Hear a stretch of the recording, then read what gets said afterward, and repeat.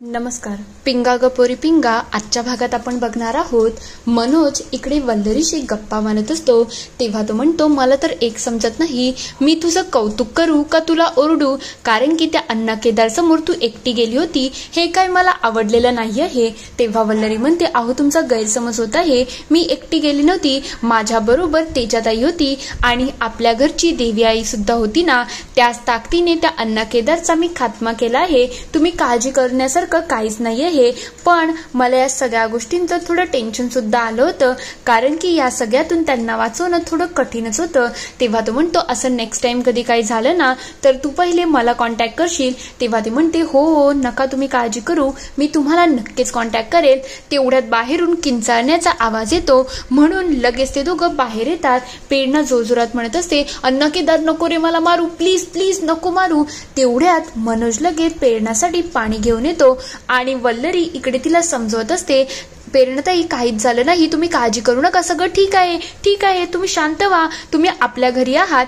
तेवढ्यात हे सगळं ऐकल्यानंतर मनोज म्हणायला लागतो, तुम्ही काळजी करू नका, जर तो अण्णा केदार पुन्हा आला ना तर त्याचा जीव घ्यायलाही मी मागे पुढे बघणार नाही. हे सगळं बोलणं इंदुमती ऐकते आणि म्हणते, आता मनोज तू काय बोलला, तुला समजतंय का, तू त्याचा जीव घ्यायला निघाला आहेस का. तेव्हा मनोज म्हणतो, आई तू इथे उगाच वेळ वाया घालू नको, जा गपचूप झोपून घे. तेव्हा ती म्हणते, मी का बरं झोपू, तुला माहितीये ना तो अण्णा केदार किती नालायक माणूस आहे आणि तो किती काय करू शकतो याचा कोणी अंदाज सुद्धा बांधणार नाही. मला तर याच गोष्टीचं टेन्शन आहे, ही प्रेरणा जर इथे राहिली त्यामुळे आपल्या सगळ्यांना सुद्धा प्रॉब्लेम होऊ शकतो आणि तो अण्णा केदार सुद्धा येऊ शकतो. सगळ्यांचं झोपेचं खोबरं होत आहे, म्हणजे जोपर्यंत तिचा नवरा येणार नाही तोपर्यंत इथे तिला ठेवून घ्यायची मला तरी गरज वाटत नाही. तेवढ्यात मनोज म्हणायला लागतो, आई जर तुला एवढाच त्रास होत आहे ना, मी एक विचार करतोय, तुला गावाला पाठवून देईल, म्हणजे कसं तुझ्या झोपेचं खोबरं सुद्धा होणार नाही आणि गावाला गेली तर कशी तू निवांत असशील ना. तेवढ्यात इंदुमती म्हणायला लागते, तू ह्या प्रेरणासाठी मला गावाला पाठवायला निघाला आहे, मला घरातून काढतोय, तुला समजते का काही, बघ वल्लरी तू तरी काहीतरी बोल. तेवढ्यात वल्लरी म्हणायला लागते, सासूबाई यांचं म्हणणं मला पटत आहे, तसंही तुम्हाला आठवण नसेल तर मी आठवण करून देते, अण्णा केदारशी तुमची ही दुश्मनी आहे, तुम्हाला आठवण असेल ना तुम्ही त्याच्याकडून पैसे घेतले होते. तेव्हा इंदुमतीला आठवतं, हा अण्णा केदार कडून मी पैसे घेतले होते आणि तेव्हा त्याला म्हणाली होती तुझ्यासाठी बायको तर मीच शोधणार आहे. तेव्हा तो म्हणाला होता, एक गोष्ट आठवण ठेवा, पैसे घेतले आहे तर काम तर करायला लागेल. तेव्हा वल्लरी म्हणते, आठवण आहे ना सगळं, मग आता एक गोष्ट तुमच्यासाठी चांगलीच होईल, जर तुम्ही इथून गेला ना तर तुमच्यासाठी सुखाने असेल. तेव्हा ते म्हणते, वल्लरी तू बोलते ते बरोबर आहे, खरंच मला एक काम कर, उद्या सकाळचाच माझ्यासाठी तिकीट बघ आणि मला गावाला पाठवून दे, मी काही इथे राहत नाही, म्हणजे थोडं जीवाला शांती भेटेल. तेव्हा मनोज म्हणतो, आई तू आता झोप जा, आम्ही सगळं बघून घेतो. तेवढ्यात इंदुमती लगेच झोपायला जाते. ते बघता प्रेरणाला वल्लरी सांभाळत असते आणि म्हणते, आता तुम्ही काळजी करू नका, निवांत झोपा, म्हणजे तुम्हाला बरं वाटेल. तेवढ्यात मनोज म्हणायला लागतो, वल्लरी तू एक काम कर, तू आणि प्रेरणाताईंना आत जाऊन झोपा, मी इथे झोपतो, म्हणजे कसं तुम्हाला कम्फर्टेबल होईल. ती लगेच तिला आत घेऊन जाते. दुसऱ्या दिवशी सकाळी इकडे प्रेरणामुळे काही वल्लरीची झोप पूर्ण होत नसते, म्हणून तिला थोडा आळसच आलेला असतो. तेवढ्यात तिथे तेजा येते आणि म्हणायला लागते, काय ग तुम्हाला एकदा तरी कळवायचं ना, सगळं स्वतःहून करायची का बरं गरज होती. तेव्हा वल्लरी म्हणते, मी काय करू मला खरंच समजलं नाही, ज्या वेळेला प्रेरणाताईंच्या बरोबर हे सगळं होत होते ना तेव्हा मला कसं तरी होत होतं, कारण की त्यांना दर 5 मिनिटाला जसं डोळा लागो तसं त्यांना त्या अण्णा केदारची भीती वाटत होती आणि त्या डचकून उठत होत्या. मी त्यांना कसं सावरलं हे माझं मलाच कळत आहे, पण तेजाताई मला तुमचं म्हणणं पटलेलं आहे. खरं म्हटलं तर प्रेरणाताई एवढ्या जवळच्या असून अण्णा केदार त्यांच्याशी असं वागू शकतो. मिठूताईंचं तर मी समजूच शकते की त्यांनी स्वतःहून आपल्याशी नातं तोडले आहे आणि त्या रुसून गेल्या आहेत, पण श्वेताताईंचं काय, त्या आपल्या आयुष्यातून अचानक गेल्या आहेत. मग मला असं वाटते आपल्याला त्यांच्याबद्दल इन्फॉर्मेशन घ्यायला पाहिजे, त्या कुठे आहेत, काय चाललं आहे, त्यांच्या आयुष्यात कोणतं वादळ तर नाही आहे ना, हे आपल्याला कळायला पाहिजे. तेव्हा तेजा म्हणते, मलाही हे पटत आहे, थांब जरा, मी श्वेताला आत्ताच्या आत्ता कॉल करते आणि आपण तिच्याशी बोलूनच घेऊ. ती लगेच श्वेताला कॉल करायला जाते. तेवढ्यात श्वेता इथे किचनमध्ये काम करत असते. तेजाचा फोन येताच ती म्हणायला लागते, तेजाचा फोन आत्ता कसा. तेवढ्यात तिचा नवरा कैलास ते ऐकतो आणि म्हणायला लागतो, काय ग तुने तेजाला ब्लॉक केलं नाही का, तुला कोण सांगितलं यांच्या सगळ्यांचे नंबर असे ऑन ठेवायला, आत्ताच्या आत्ता त्याला ब्लॉक कर. इकडे श्वेता काही कॉल उचलत नाही म्हणून तेजा चिडते आणि म्हणायला लागते हिचं दरवेळेचं झालं आहे, आपण हिला कॉल करतो पण ही कॉल बॅक सुद्धा करत नाही आणि असं कधीच होत नाही की हिला कॉल केला आणि हिने आन्सर केला. मला तर काहीतरी गडबडच वाटत आहे. तिच्या नवऱ्याचा म्हणजे कैलासचा सुद्धा माझ्याकडे नंबर आहे पण एवढे दिवस मी त्याला फोन करत नव्हती. बोललो कसं फोन करायचं काय, पण मला असं वाटते आता आपल्याला त्याला कॉल करायलाच पाहिजे. तेव्हा वल्लरी म्हणते हो तुम्ही कॉल करा, मी सुद्धा तुमच्या बरोबरीला आहे. तेजा लगेच इकडे कैलासला कॉल करते. तेवढ्या श्वेता सांगायला लागते अहो बघा तुम्हाला कॉल आला आहे. तो लगेच कॉल उचलतो. तेव्हा श्वेताचं बोलणं ऐकल्यानंतर इकडे तेजा म्हणायला लागते मला सांगा ना तुम्ही कैलास ना, मला थोडंसं श्वेताशी बोलायचं आहे. मी श्वेताची मैत्रीण तेजा बोलत आहे. हे ऐकल्यानंतर कैलास अक्षरशः चिडून गेलेला असतो. तेव्हा तेजा म्हणायला लागते ती जर आजूबाजूला असेल तर आमचं तिच्याशी बोलणं करू द्या ना, म्हणजे आम्हाला बोलायची गरज आहे. तेवढ्यात वल्लरी इकडे इशारा करते तेजाताई फोन स्पीकरवर टाका म्हणजे मलाही बोलता येईल. तेवढ्यात कैलास लगेच नाटक करायला लागतो. काय ग श्वेता तू तेजाताईंचा फोन उचलला नाही, त्यांनी मला कॉल केला आहे. काय ग तू कुठं होती, कामात होती का? ठीक आहे आता त्यांचा फोन आला आहे जरा बोलून घे. श्वेता लगेच फोन घ्यायला जातच असते. तेवढ्यात तो लगेच फोन स्पीकरवरती टाकतो. तेव्हा श्वेता म्हणते बोल का तेजा काय झालं. तेवढ्यात श्वेताचा आवाज ऐकून तेजा आणि वल्लरी खूप खुश होऊन जातात. तेव्हा ती म्हणते काय ग तुला आम्ही कधीपासून फोन ट्राय करतो तू फोन का उचलत नाही. तेव्हा ती म्हणते अगं मी थोड्या स्वयंपाकात होती आणि खरंच माझा फोनकडे लक्ष नव्हतं. तेव्हा ती म्हणते तुला एवढ्या वेळा कॉल केले आहे तू एकदाही कॉल बॅक केला नाही, असं कसं वागतेस ग तू. तेव्हा श्वेता विचारते बोल ना काही झालंय का, काही प्रॉब्लेम आहे का. तेव्हा ती लगेच सांगायला लागते खरं म्हटलं तर खूप मोठा प्रॉब्लेम झाला आहे. आपली प्रेरणा आहे ना तिच्या आयुष्यामध्ये एक मोठं वादळ येऊन गेलं आहे. तुला आठवण असेल तो अण्णा केदार त्याने तिला तिच्याच घरामध्ये डांबून ठेवलं होतं आणि तिचा खूप छळ सुद्धा केला आहे. मग तुला जसं जमेल ना तसं तिला भेटायला ये, म्हणजे तिला आता तुझी गरज आहे म्हणून प्लीज ये, कारण की ती खरंच खूप गरजेची आहे. तेव्हा श्वेता म्हणते खरंच ग मला काहीच आयडिया नव्हती म्हणून मी काही भेटू शकली नाही, पण मी आत्ताच तिला भेटायला येते. हे ऐकल्यानंतर कैलास लगेच तिला रागाने बघायला लागतो.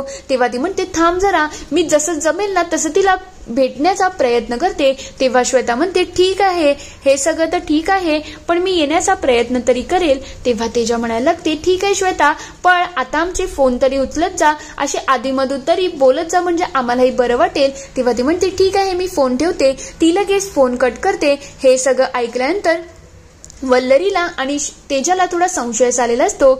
इकडे श्वेता म्हणत असते प्रेरणाची खरंच अवस्था खराब आहे. तिला तिच्या घरामध्ये त्या अण्णा केदारने डांबून ठेवलं होतं. मी अर्ध्या तासात तिला भेटून येते, मी जाऊ का. तेव्हा तो म्हणतो नाही जायचं, सांगितलं ना नाही म्हणजे नाही, उगाच वाटेल ते नाटकं करू नको. तेव्हा ती म्हणते प्लीज ना हो खरंच मला जाऊ द्या, तिला माझी गरज आहे. तेव्हा कैलास म्हणायला लागतो काय गरज बिरज नाही आहे, ती काय दातकुळी आहे का की लहान बाळ आहे. तिला तिच्याच घरामध्ये एखाद्या माणसांनी डांबून ठेवलं. ही सगळी नाटकं आहेत त्यांची भेटण्याची. तुला मी स्पष्टपणे सांगतो घराच्या बाहेर जायचं नाही.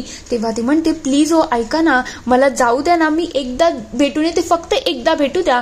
तेव्हा तो म्हणतो एक गोष्ट आठवण ठेव, जर तू या घराच्या बाहेर पाऊल ठेवलं ना तर पुन्हा या घरामध्ये यायचं नाही, कारण की मी तुला या घरामध्ये घुसूच देणार नाही.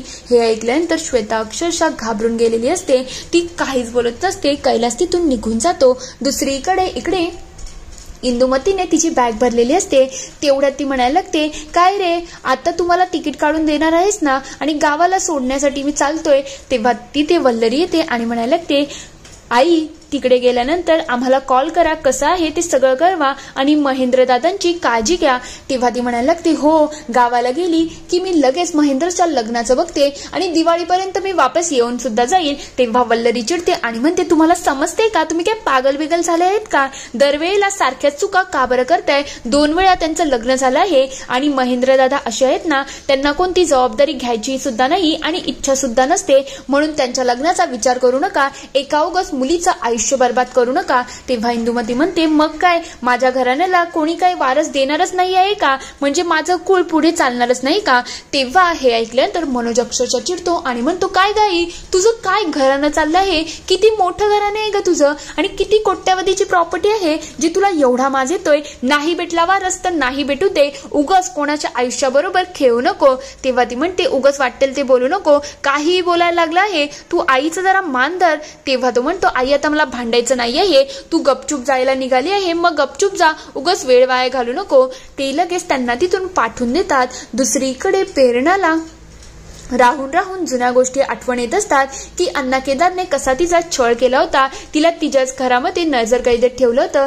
त्यानंतर त्याने जाता जाता म्हटलं होतं की आता हे कलियुग आहे आणि या कलियुगामध्ये असुरांचं राज्य असतं आणि मी एक असुर आहे, मी पुन्हा येणार आणि पुन्हा तुला छळणार, हे आठवण ठेव. हे सगळं आठवल्यानंतर ती थोडी घाबरूनच गेलेली असते.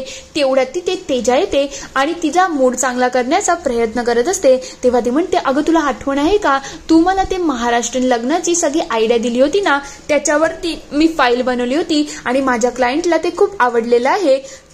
खरंच यासाठी तुला थँक्यू. तेवढ्यात अजितचा फोन यायला लागतो. ते बघता तेजा लगेच फोन घेऊन येते आणि म्हणायला लागते, प्रेरणा तू एकदा अजितशी बोलून घे, त्याला बरं वाटेल. तेवढ्यात ती म्हणायला लागते, मी आता अजितशी बोलू शकत नाही, जर मी त्याच्याशी बोलली ना तर मी स्वतःला सावरू शकत नाही. ती लगेच तिथून निघून जाते.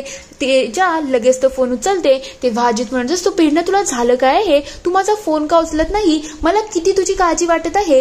तेवढ्यात तेजा म्हणायला लागते, प्रेरणा ना आता वॉशरूमला गेली आहे, ती इथेच आली आहे, तुम्ही काळजी करू नका, जशीच ती बाहेर येईल ना तसंच मी तुमचं बोलणं करून देते, आता मी ही थोड्या गडबडीमध्ये आहे. ती लगेच फोन कट करते. अजितला तिचं वागणं थोडं खटकलेलं असतं. दुसरीकडे इकडे वल्लरी मनोजच्या मागे पुढे करत असते.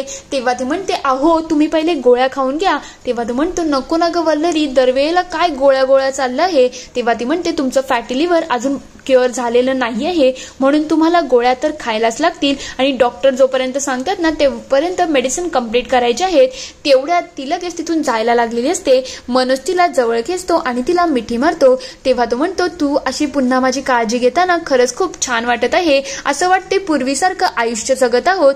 खरं म्हणजे ज्या भरतचा मृत्यू झाल्यानंतर आपल्या नात्यामध्ये जी खटास आली होती ना ती हळूहळू कमी होत आहे आणि त्याच गोष्टीचं मला गिल्ट सुद्धा आलं होतं. तेव्हा वल्लरी म्हणते, आता तुम्ही एक गोष्ट आठवण ठेवा, कितीही काही झालं ना तरीही कधीच कोणता डिसिजन घाई गडबडीमध्ये घ्यायचा नाही. तुम्ही तुमच्या डिसिजनचा परिणाम तर बघितलाच आहे ना, त्याच्यामुळे कळत न कळत एखाद्याचा जीव सुद्धा जाऊ शकतो, म्हणून जरा विचार करून आणि माणुसकीचा विचार करून जगायला पाहिजे. तेव्हा तो म्हणतो, मला पटलेला आहे आणि यावेळेला वल्लरी मी कोणताही डिसिजन घेण्यापहिले ना तुझ्यासारखं शांतपणे विचार करेल, त्यानंतर डिसिजन घेईल. तसा काय मी कोणताच डिसिजन घेणार नाही. आता मलाही छान वाटत आहे की आता आपली सगळ्या गोष्टी सुरळीत चालल्या आहेत. तेवढ्यात ती म्हणायला लागते, अहो तुम्हाला एक महत्वाची गोष्ट सांगायची आहे, इंद्रायणी आपल्याकडे येत आहे काही दिवसांसाठी. तेव्हा तो म्हणतो, खरंच खूप छान आहे, ती अचानक का बरं इकडे येते. तेव्हा ती म्हणते, तिला तिच्या शाळेचं काम आहे ना, मग त्यासाठी तिला काही देणगी पाहिजे आहे, लीगल गोष्टी समजून घ्यायच्या आहेत, ट्रस्ट आणि बाकी सगळ्यांबद्दल, आणि आपल्या इकडे बिल्डर सुद्धा आहेत ना, मग त्यांची तिची गाठ घेऊन देईल, म्हणजे कसं तिच्यासाठी सोपं होऊन जाईल. ही मुलगी खरंच खूप भारी आहे, मला तर तिच्यावरती गर्व वाटतो, ती तिच्या गावासाठी किती काय करते ना. तेव्हा मनोज म्हणायला लागतो, खरंच ती खरंच खूप भारी आहे आणि तिच्याकडे बघून ना सगळ्यांना प्राऊडच फील होत असेल. ती खरंच इन्स्पिरेशन आहे तिच्या गावातल्या मुलांसाठी. खरं म्हटलं तर तिचं कीर्तन ऐकल्यानंतर सगळ्यांना छान सुद्धा वाटतं आणि मला असं वाटते ते पॉझिटिव्हिटी आपल्याकडे सुद्धा यायला पाहिजे. मग ती आल्यानंतर आपल्या घरामध्येही एखादं कीर्तन झालं तर मलाही आवडेल. तेव्हा ती म्हणते, हे तर खरंच खूप छान आहे, मी तिला आल्यानंतर एकदा रिक्वेस्ट करेल आणि आपण तिच्याशी भेटू, म्हणजेच आपल्यालाही समजेल. पुढील भागात आपण बघणार आहोत इकडे श्वेता तिच्या नवऱ्याला कन्व्हिन्स करत असते, अहो प्लीज मला जाऊ द्या ना. तेव्हा तो म्हणतो, तुला सांगितलं आहे ना जायचं नाही म्हणजे नाही. ती प्रेरणा काय 10 मुलांच्या बरोबर फिरत होती, कारण की तिची 2 वेळा लग्न तुटली आहेत हे मला माहिती आहे आणि वरून तिने तिच्या नवऱ्याबरोबर पळून जाऊन लग्न केलं आहे. ती तेजा तर 1 नंबरची आगाऊ मुलगी आहे. तिने तिच्याच मैत्रिणीचा जसंच ब्रेकअप होईल तसंच तिच्या बॉयफ्रेंडला स्वतःच्या बरोबर करून घेतलं. हे अशा अशा मैत्रिणीला भेटायची गरज नाही आहे आणि मी पहिलेपणे सांगतोय, उगाच त्या वल्लरीला भेटू नको, सगळेजण आगाऊ आहेत आणि सगळे किती आतल्या गाठीचे आहेत ना हे मला माहिती आहे. हे ऐकल्यानंतर श्वेता चिडते आणि म्हणायला लागते, अहो तुम्ही जरा जास्त बोलत आहात. तेव्हा ती म्हणायला, तू काय करशील ग तू माझ्यावरती. तो तिच्यावरती हात उचलायला जाईल. तेवढ्यात तिथे वल्लरीची एंट्री होते आणि वल्लरी जोरात बोलते, कैलास भाऊजी काय करताय तुम्ही. इथे हा पूर्ण एपिसोड संपतो. आता खरंच वल्लरी या कैलासला अण्णा केदार सारखा सबक शिकू शकेल का. तुम्हाला काय वाटतं ते मला कमेंटमध्ये नक्की कळवा. व्हिडिओ आवडला असेल तर लाईक करा, शेअर करा आणि चॅनलला सबस्क्राईब करून घंटी वाजवायला विसरू नका. नवीन व्हिडिओजच्या नोटिफिकेशन